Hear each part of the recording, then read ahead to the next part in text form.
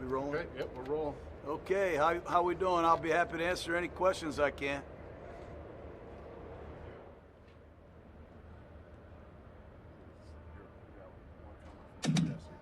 Hey, John, when you turn on the tape from Buffalo's last game against the Rams, what stood out to the way that the Rams were able to run the ball on them? Well, the Rams are pretty good. You know, they're pretty good, and I think they probably caught them with some schemes they hadn't seen before. They were a little bit different than the Jets and the Dolphins, the two opponents they had played previously. But you got to credit the Rams for doing a good job, and I'm sure Buffalo's cleaned up what errors they did make. What are the status of Ruggs and Edwards this week? Are you guys planning to put Arnett on the IR? Yes, Arnett will go on IR. We're still going to wait and see on Ruggs. He's getting better, but he's doubtful for this game, and Brian Edwards is out. Hey, John, Trayvon said he's looking forward to lining up against Stephon Diggs. How big of a matchup is that for Sunday? And what have you thought of Nolan so far through 3 games? Well, that's a big matchup. You know, obviously Diggs is a great receiver, and they do a great job moving him around, so everybody's going to have a hand in dealing with Diggs. But Trayvon's getting better. He's still a young player. I thought he played very well last week in New England, and he's definitely on his way up as a very good corner in this league. Hey, John, any word on Nick Witkowski and Sam Young availability for Sunday? Yeah, both of those guys practiced, and we're hopeful that they'll play. Sam possibly could go out and play at right tackle, and we think Nick, provided there's no setbacks, has a real good shot to play. Hey, John, just a general question. How does your defense's performance affect your play calling on offense? Well, it depends on how the defense is playing. You know, if they're playing really good, it affects your play calling. If we're struggling, it affects your play calling in another direction. You know, I think the big thing is you're still learning your football team. We're still getting to know each other. I think every coach in the league would tell you that. You really don't know what's coming out of the box sometimes. You haven't seen and been with these guys for very long, but it affects you. No doubt it affects you. Just like field position affects you, just like the wind and the rain affects you. A lot of things affect me because I'm a very sensitive man, Vic. John, how would you assess Hunter Renfro's ascension from year 1 to year 2? Has he improved a lot, or is he the same guy that you saw last year, or what are you seeing from him in year 2? No, he's not the same guy. He's really getting better. He's a great little slot receiver. He plays big, he plays fast, and he's a really instinctive, natural inside slot receiver that has proven he can go outside and do some things. So he's getting better every day. And if you saw him practice, you'd really be impressed with his work ethic.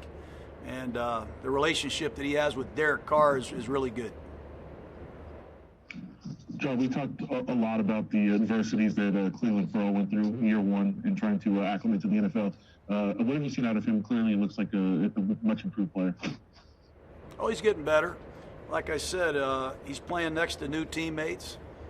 He's playing with a new defensive line coach. And he's played some pretty good opponents so far. But we know one thing with Ferrell, we're going to get every ounce of energy he has. And we're happy he's a Raider. We'll do 2 more. Paul, then Vic.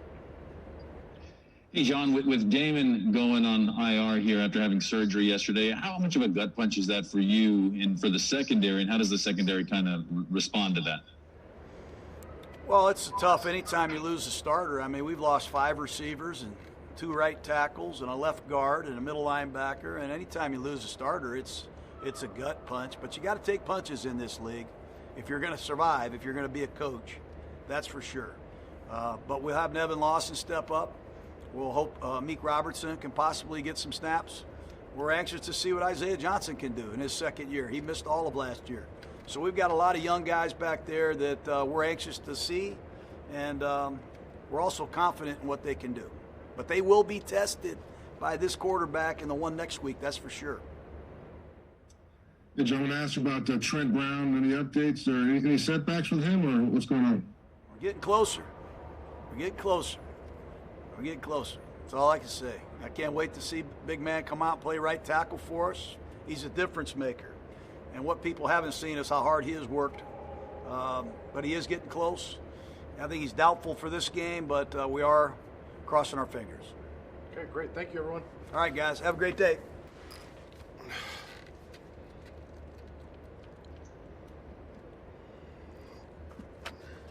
Go ahead, Levi. Hey, Levi Anderson with Raiders.com. How you doing, Clelin? What's up, baby? How you doing? I just want to say that after the first couple of weeks, of course, the pass rush didn't get any sacks. However, last week you got really good pressure on Cam Newton. Had a pretty good game, very effective as a defensive line. Yeah. What are you looking for in terms of the same energy and production you're trying to get out of the defensive line going against Josh Allen, who's a very similar quarterback? Obviously, at the end of the day in this league, it's about getting to the quarterback. And, we understand the first two games, we didn't register any sacks. And obviously last week we played a lot better as a D-line, getting the pressures.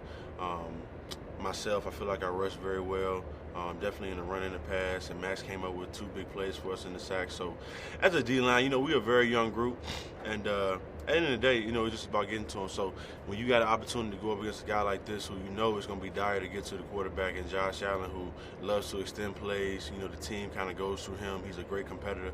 It's going to be very, very big. So we had a great week of practice, and we're a young and hungry group, and regardless of the fact, we don't let a lot of things get to us. So it's just to continue. And it's still really early in the season, you know what I mean? I feel like a lot of people get to panicking, but we only, through all what's happened with, COVID and, the restrictions that we've had, we had no preseason, you know what I mean? So we're still we still are very young into the season, so we got a long ways to go, but we're looking forward to the opportunity this week.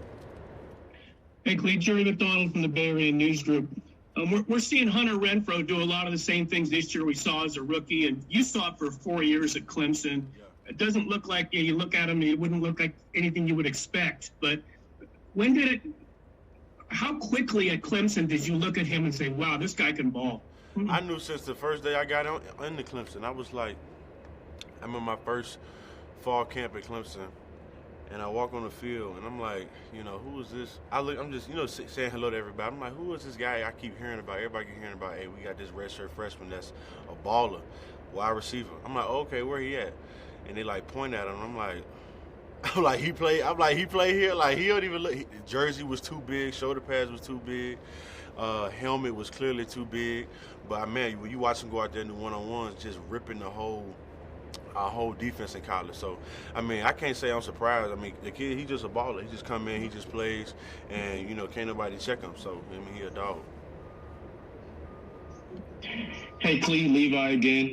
Kind of have another question regarding another one of your Clemson teammates, Trayvon Mullen, who's going up against Stephon Diggs this Sunday. What were your first impressions of him, of what you saw from him out of Clemson, going into him as a teammate now and his big challenge against Diggs? I feel like, the number one thing, regardless of the attributes or whatever Trayvon has, the talent, what levels, or obviously, this thing with Stephon, everybody been talking about the matchup this week.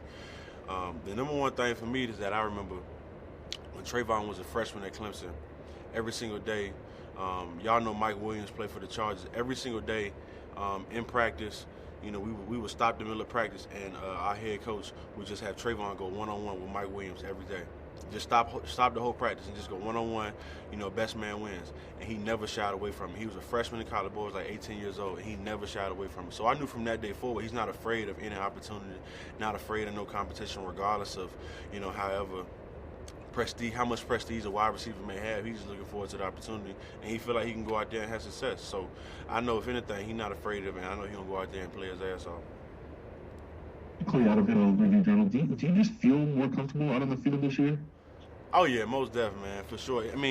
Regardless of the fact, not a lot of people have been asked to do or have had the opportunity to do what I do on the field, because obviously I played DN all in college, and not many DNs who got drafted in my class are even asked to move inside and play inside and then do both this, that, and the third. So, regardless of the fact, it was a little bit of a learning curve, and I had success with it last year. I had a good, rookie year, and this year I feel like it's just going to, keep making progressions and stride and really, coming to my own for sure.